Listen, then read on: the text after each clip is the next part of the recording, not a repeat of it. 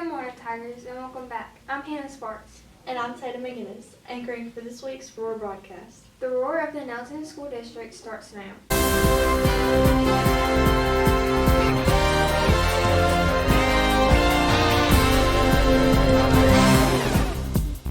Dual credit students will take their midterms during the first block, March 17th and March 18th in the library.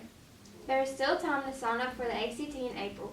If you are a junior or senior interested in taking it, please email or schedule an appointment with Ms. Jackson to see if you are qualified for fee waiver. The Tiger Media staff is now looking for new faces to join our broadcast and yearbook staff for next year. If you are currently a 9th or 11th grader who loves taking pictures, editing, compiling videos, going to school and community events, storytelling, content creating, and graphic design, we would love for you to be a part of our team. Please stop by and see Ms. Jolly for more information about joining our staff. Yearbooks are still on sale for $75 until the end of the month. The prices will increase on April 1st. Teachers and students, please check your email and make sure you vote on teacher superlatives. Congratulations to our seniors, Bersaja Jones, Kanaja Morrow, and Kirsten McPherson for being selected to be a part of the NMMC Mentorship Academy.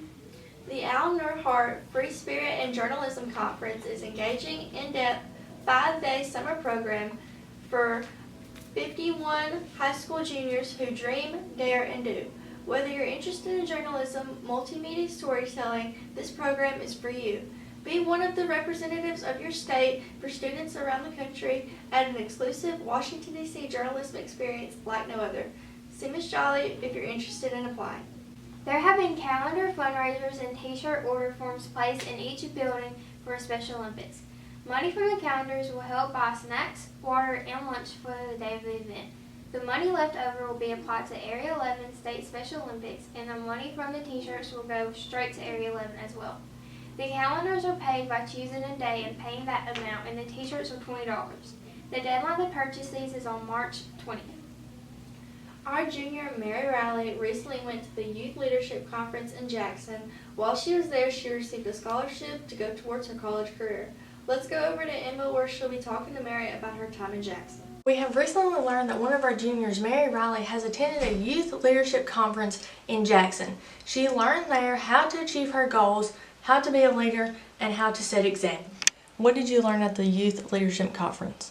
At the Youth Leadership Conference, I learned how to be a better leader and also work well with other leaders so all of our ideas are implemented into certain tasks and just how well that we can work together and make our ideas bigger and better.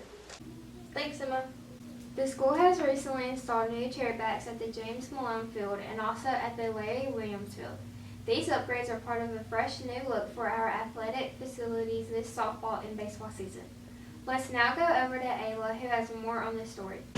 Yes, these seats, which were purchased from Biloxi High School, were installed by an outside conductor during November through December of 2025.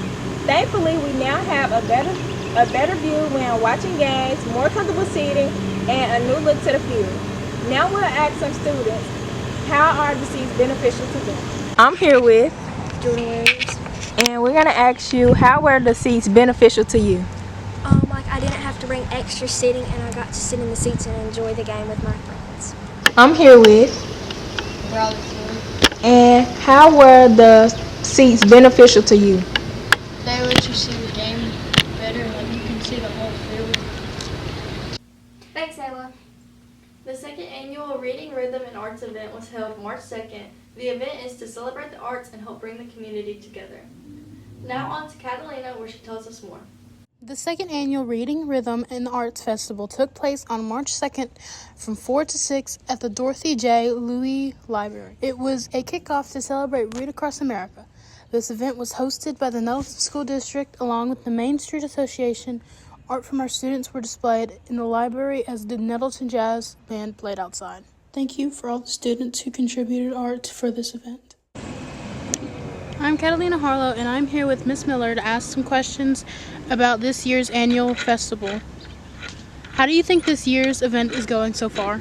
Honestly, I feel like it's going really well so far. We've had a lot of people show up, and a lot of my students have come to see their artwork, so I'm really excited about the turnout so far. What are some things that you've seen so far that you've enjoyed, and what are some things you're hoping to see next year? So some things that I've seen so far that I've enjoyed are my students being really excited to show their family members their art, and just to see everything that the community has made, and this outreach has been really impressive so far.